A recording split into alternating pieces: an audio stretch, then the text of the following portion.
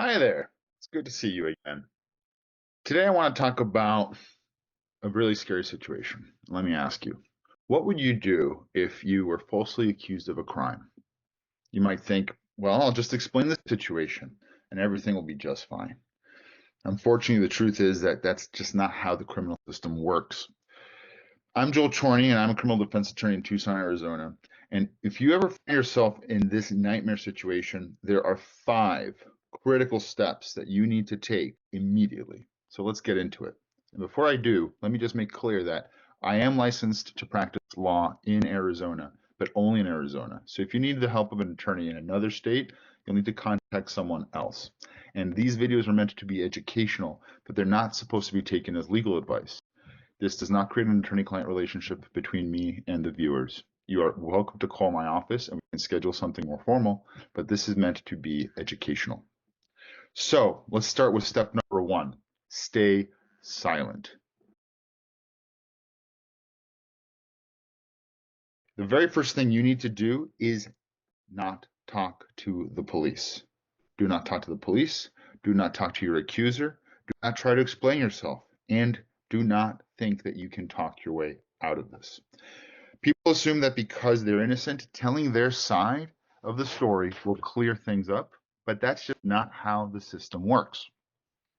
Anything you say can and will be used against you. It'll be twisted and taken out of context. So if the police want to question you, simply say, I am invoking my right to remain silent and I want an attorney. That's it.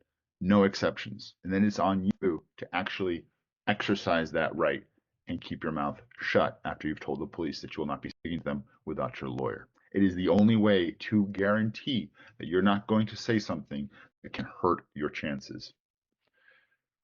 Step 2, you want to hire a defense attorney immediately. This is not the time to wait and see what happens. The sooner you get a criminal defense attorney on your side, the better your chances of shutting down the false allegations before they spiral into formal charges.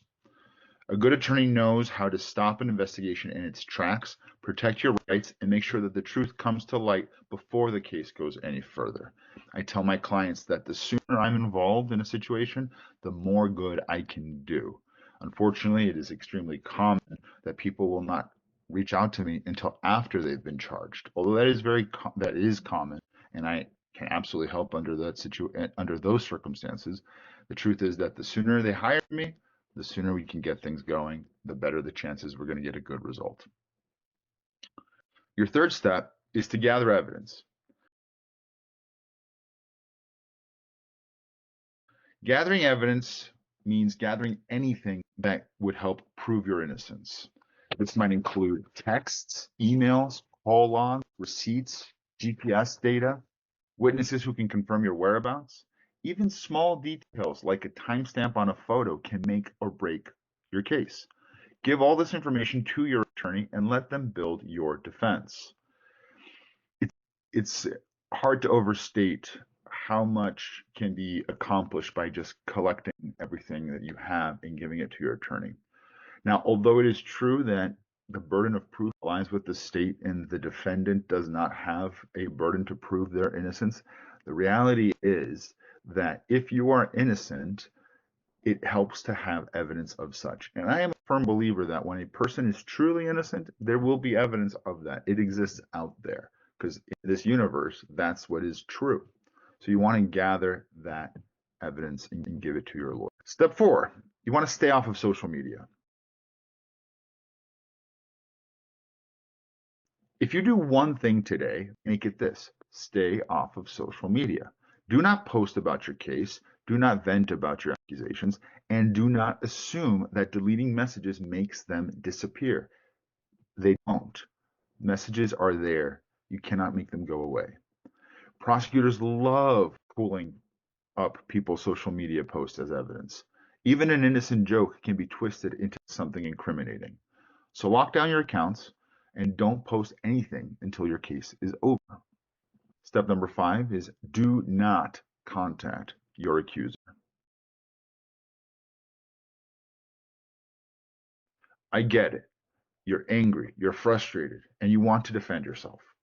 But contacting the accuser is one of the worst mistakes you can make.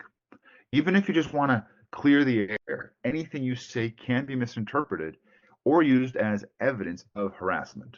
And if you send them texts or DMs, those messages are permanent and discoverable in court. So you don't contact the accuser. However, if your accuser reaches out to you, screenshot everything, save it, and send it to your attorney, but do not engage. A common mistake people make is that they block their accuser. Although it's good to avoid having contact with them, blocking your accuser is like blindfolding yourself in a boxing match. You want to see them coming. So if they're reaching out to you, you want to preserve evidence that they've been contacting you. If they're leaving you voice messages, you want to save those voice messages, because when they keep reaching out to you after they've accused you of a crime, that does not seem consistent with you having done something that warrants the accusations. So you want to let them make their efforts to contact you, but you must not engage them because it is likely a trap. My final thoughts are that you need a fighter in your corner. False accusations can destroy lives. I've seen it happen, but you are not powerless. If you follow these steps and you get the right attorney on your side, you can fight back and protect your future.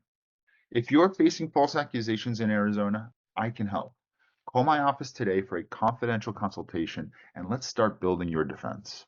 I hope to hear from you soon, and thanks so much for watching. Don't forget to subscribe. Click subscribe, the bell. I don't remember what we have here on YouTube, but subscribe, follow me so that you can get all of the educational content that I will be putting out. And thank you again so much for watching.